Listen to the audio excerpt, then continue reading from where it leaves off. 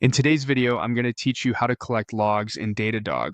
We'll walk through the built-in onboarding flow so you can start seeing your logs in one place and make them easy to search, alert on, and correlate with metrics and traces. Begin by going to Datadog and signing in.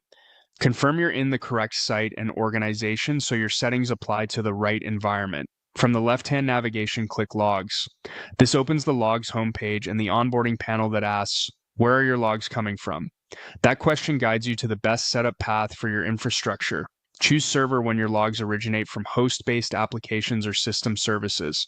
The wizard will walk you through enabling log collection with the Datadog agent on the machine, including pointing to log file paths and setting basic attributes.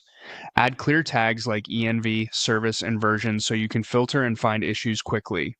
Once applied, the page will confirm ingestion as messages arrive. Pick container for workloads running on Docker or Kubernetes.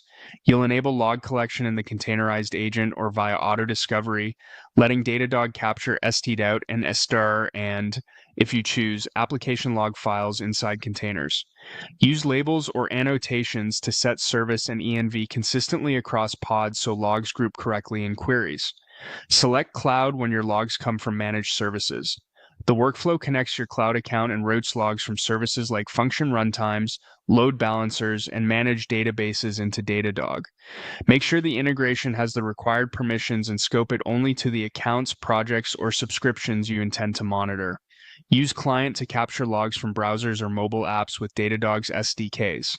This is ideal for console errors, crashes, and custom events that link user sessions to backend activity.